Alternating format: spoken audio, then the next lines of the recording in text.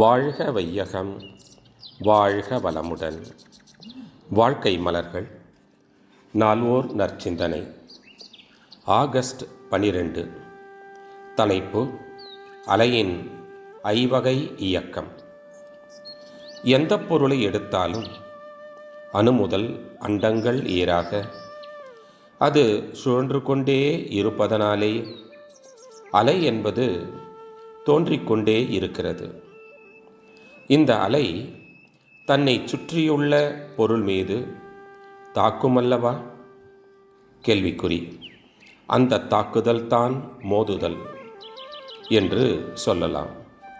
அப்படி மோதும் பொழுது ஒவ்வொரு பொருளிடத்தும் அதே ஆற்றல் உள்ளதால் அதிலிருந்து வரக்கூடிய அலையோடு இந்த அலையும் மோதும் பொழுது பிரதிபலிக்கிறது. அதனால் அது திரும்பி வருகிறது. ஒரு பொருளிலிருந்து போன அலை முழுவதும் திரும்புவதில்லை.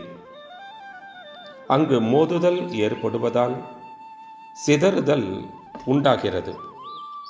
இந்த பிரபஞ்சத்தில் எல்லா பொருட்களும் அலைகளின் கூட்டு இயக்கமாகவே இருப்பதால் மற்றொரு அலை மோதும்போது ஊடுருவியும் போகிறது. அதே அலை ஒரு பகுதி மோதி திரும்பி வந்து மீண்டும் மோதியும் இரண்டு பொருட்களுக்கிடையே ஓடிக்கொண்டேயும் இருக்கும். ஆகவே எந்த பொருளிடத்தும் தோன்றக்கூடிய அலைக்கு மோதுதல், பிரதிபலித்தல், சிதறுதல், ஊடுருவுதல் இரண்டிடையே முன்பின் ஓடுதல் என்ற 5 வகையான இயக்கங்கள் உண்டு. எல்லோரிடத்திலும் ஒரு அலை இயக்கம் இருக்கிறது. அந்த அலை மற்றவரிடத்தில் மோதும். ஓரளவு திரும்பும், ஓரளவு சிதறும், ஓரளவு ஊடுருவி போகும்.